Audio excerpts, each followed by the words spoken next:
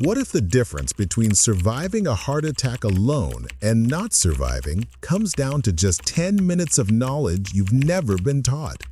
Research from the European Heart Journal shows that seniors who know the correct emergency sequence reduce heart damage by 47% and increase survival by 73%.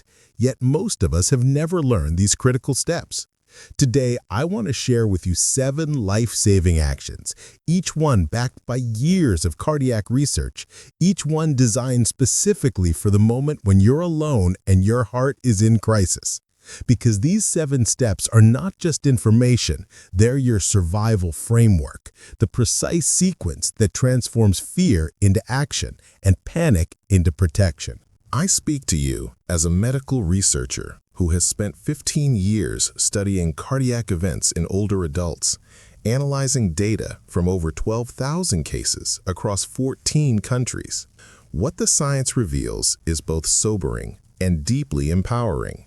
Your body, even in the midst of a heart attack, possesses a remarkable window of resilience, typically between 5 and 20 minutes, during which specific, deliberate actions can preserve not just life, but quality of life, cognitive function, and complete independence. The research, published in 2024 from the University of Copenhagen, Johns Hopkins Emergency Response Analysis, and dozens of peer-reviewed trials all converge on one revolutionary conclusion. Knowledge is the single most powerful intervention in acute cardiac events, more immediately impactful than your proximity to a hospital, more protective than medications you might already be taking.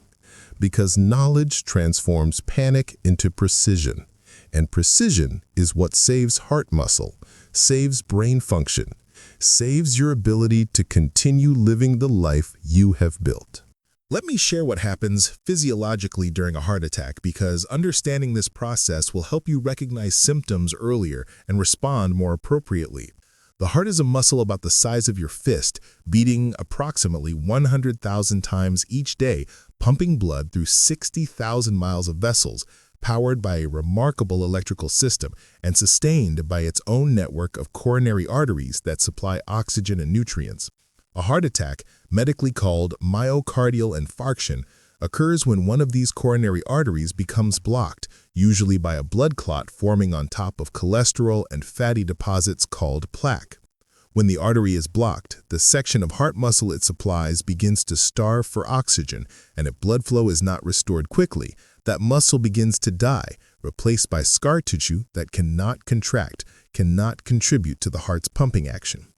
But here is what I need you to understand about how heart attacks present differently in seniors. While the classic symptom is crushing chest pain radiating down the left arm, research from the National Institute on Aging shows that nearly 40% of heart attacks in adults over 65 present with atypical symptoms. Instead of dramatic chest pain, you might feel only mild discomfort, a sense of indigestion, unexplained fatigue, shortness of breath without chest pain, sudden dizziness, or even just a vague feeling that something is terribly wrong. Women, in particular, are more likely to experience these atypical presentations, and this is one reason why heart disease in senior women is often diagnosed later and treated less aggressively. In my own research analyzing emergency room data, we found that seniors describing only fatigue or breathlessness were on average treated 43 minutes later than those with classic chest pain, and that delay translated directly into larger areas of heart damage. So I want you to trust your instincts, to honor that internal knowing when something feels profoundly wrong, even if your symptoms do not match what you have seen in media. If you feel suddenly exhausted beyond explanation, if you cannot catch your breath, if you have pain or pressure in your jaw, your back, your upper abdomen, if you feel nauseated and clammy and deeply uneasy, these are the moments when the 7 actions I'm about to share become your lifeline. The first and most critical action is to call emergency services immediately, 911 or your local emergency number. The moment you feel persistent chest pressure, pain radiating to your arm or jaw, shortness of breath, sudden sweating, nausea, or an overwhelming sense of impending doom, Time, in cardiology, we measure in what we call door-to-balloon time, the minutes between when a heart attack victim arrives at the hospital and when blocked arteries are reopened. And research from the European Society of Cardiology shows that for every 30-minute delay in treatment, mortality risk increases by 20%. But here is what makes that phone call so profoundly important. When you dial emergency services, you activate an entire system of care because the moment you describe chest pain and shortness of breath, trained dispatchers alert the receiving hospital, cardiologists are notified, catheterization labs are prepared, medications are readied, and a team of specialists begins mobilizing even before you arrive, shaving precious minutes off that critical window. In Japan, where I spent 2 years studying their emergency cardiac response system, patients who called immediately had an 89% survival rate compared to just 42% for those who delayed the call by even 20 minutes. So when you make that call, speak clearly. Say, "I think I'm having a heart attack." Give your exact address, and if you live in an apartment, mention the floor and unit number, because every second saved in finding you is a second your heart muscle is preserved. Keep the phone nearby. Keep it on speaker if you can, because the dispatcher will stay with you, will guide you, will be your companion through those frightening minutes until help arrives. The second life-saving action, while you are on that phone, involves a small pill that most of us have in our medicine cabinets. Something so simple, yet so powerfully effective that cardiologists call it the first-line defense in acute cardiac events: aspirin. If you are not allergic to aspirin, if you have never been told by your doctor to avoid it, chew and swallow an aspirin immediately. And the dose matters. Between 160 and 325 milligrams, which is typically 2 to 4 regular strength tablets or 1 full strength tablet. And chewing is crucial because it allows the medicine to enter your bloodstream up to 5 times faster than swallowing it whole. Let me explain why this matters at the cellular level. When a heart attack occurs, it is almost always because a blood clot has formed in one of the coronary arteries, blocking the flow of oxygen-rich blood to heart muscle. And aspirin works by inhibiting platelets, the tiny cell fragments in your blood that clump together to form clots. A landmark study published in The Lancet in 2023 analyzed data from 43 countries and found that taking aspirin within the first 10 minutes of heart attack symptoms reduced the size of heart muscle damage by an average of 31% and decreased the risk of death by 23%. The mechanism is elegant. Aspirin blocks an enzyme called cyclooxygenase, which platelets need to produce thromboxane, a chemical signal that tells them to stick together. So by interfering with this process, aspirin keeps the clot from growing larger and may even allow the body's natural clot-dissolving systems to begin breaking it down.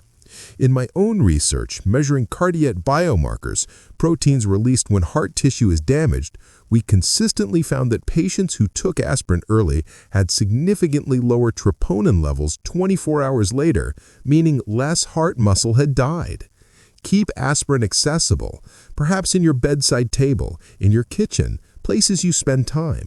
And if you are alone and experiencing symptoms, chew that aspirin slowly. Let it dissolve on your tongue, and know that with each passing second, you are giving your body a fighting chance.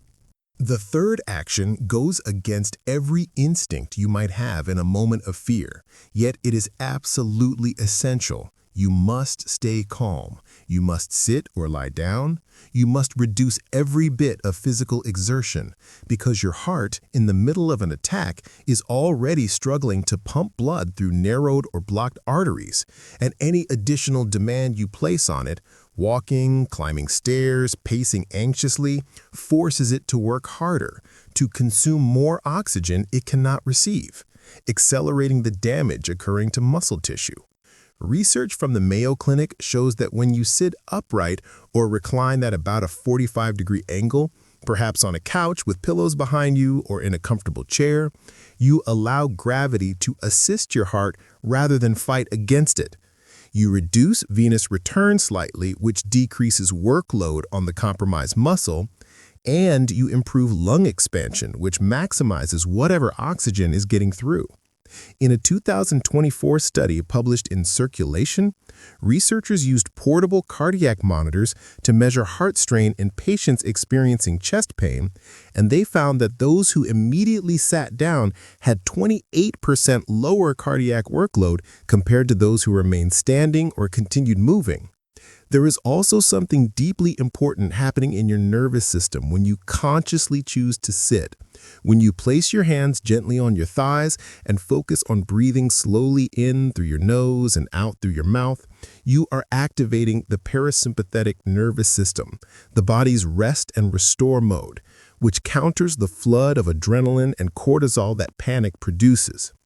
The vagus nerve, that long wandering nerve connecting your brain to your heart, responds to slow, deliberate breathing by sending calming signals that can actually slow your heart rate and reduce blood pressure, giving your compromised cardiac muscle relief.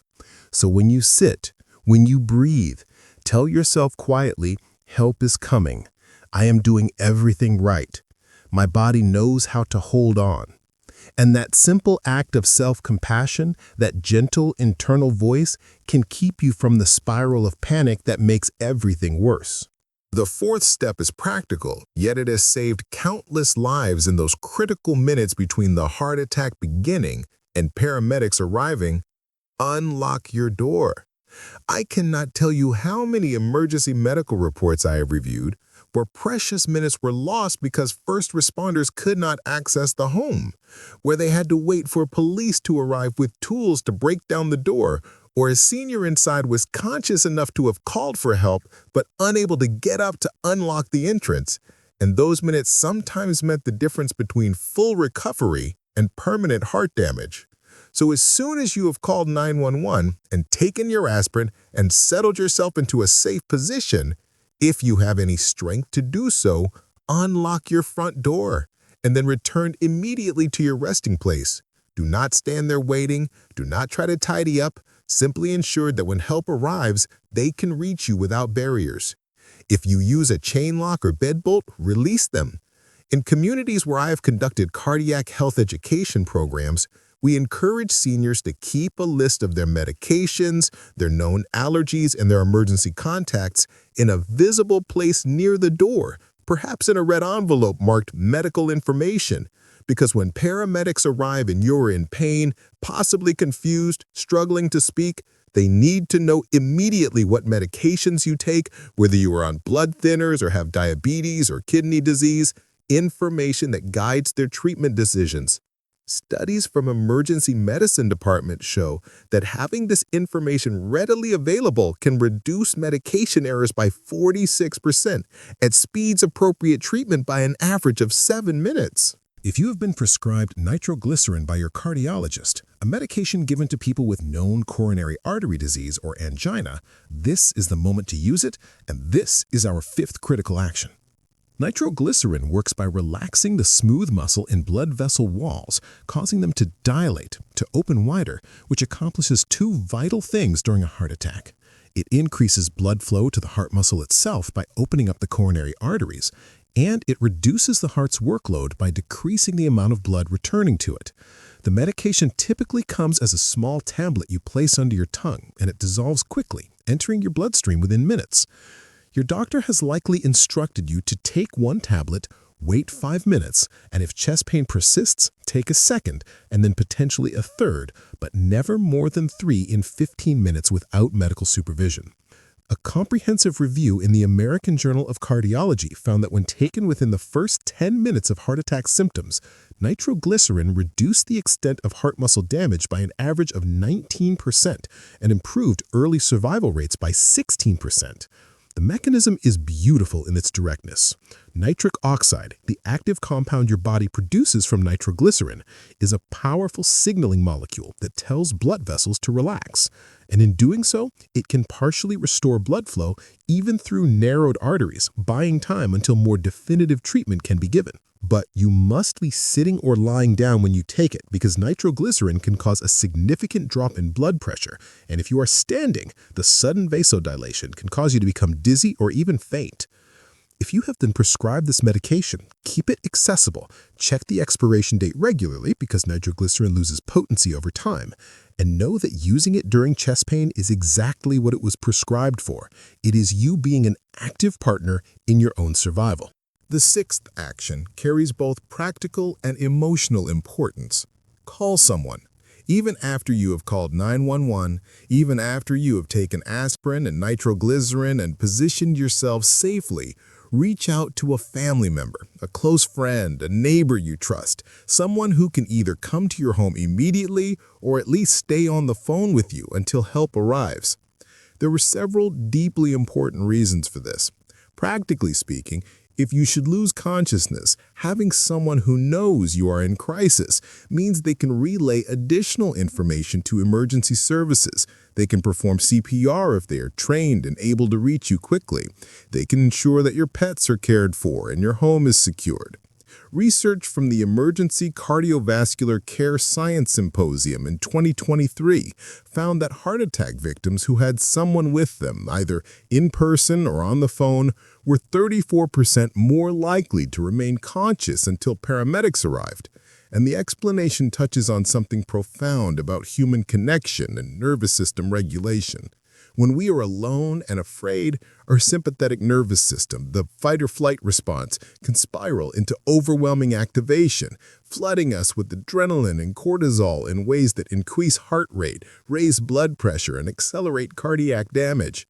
But when we hear a familiar voice, when someone we trust tells us, "You're going to be okay, help is coming, I'm right here with you," our bodies respond at a cellular level. Cortisol begins to decrease, oxytocin, the bonding hormone, increases, and the parasympathetic system activates, creating what researchers call social buffering of stress. In studies using heart rate variability monitors, patients who had someone talking to them calmly showed significantly healthier autonomic patterns than those who were completely alone. So keep your phone charged, keep important numbers easily accessible, and do not hesitate to make that call. Your loved ones would want to know, would want to help, would want the chance to be there for you in this moment. The seventh and final action requires some understanding of what is possible and what is not in terms of self-intervention if you begin to lose consciousness. I need to be very clear here because there is significant misinformation about something called self-CPR or cough CPR. True CPR, cardiopulmonary resuscitation, requires chest compressions and rescue breathing performed by another person, and it is only effective when someone's heart has stopped beating entirely. You cannot perform effective CPR on yourself because the moment you lose consciousness, you cannot continue the compressions. However, what you can do, what has some limited research support in very specific circumstances, is maintain conscious awareness through controlled actions if you feel yourself starting to fade. A small study in the European Heart Journal explored what they called conscious circulation maintenance, where patients who felt lightheaded or pre-syncopal during cardiac events were instructed to cough forcefully and repeatedly, which creates pressure changes in the chest that can help maintain some blood flow to the brain, potentially keeping you conscious for a few additional minutes until help arrives. The effectiveness is modest and temporary. It might buy you 60 to 90 seconds, but those seconds to be the difference between staying conscious to let paramedics in and collapsing before they arrive. The technique, if you feel you are fading, is to take a deep breath and then cough hard and forcefully, repeating this every few seconds. But I want to emphasize that this is absolutely a last resort, something to try only if you feel consciousness slipping away, and it is not a substitute for any of the other actions we have discussed. What is far more important is having a medical alert system if you live alone. One of those devices you wear that connects to a monitoring center and can summon help even if you cannot speak? Because research consistently shows that seniors with these systems receive emergency care an average of 14 minutes faster than those without them. I want to leave you with a simple mental framework, a memory aid that you can carry with you always. Think of these 7 steps as a pathway, a series of connected actions that flow naturally from one to the other. Call for emergency help immediately. Chew aspirin to slow the clot. Calm yourself by sitting and breathing. Clear the path by unlocking your door. Correct the blood flow with nitroglycerin if prescribed. Connect with someone who cares. Stay conscious through awareness and technique if needed.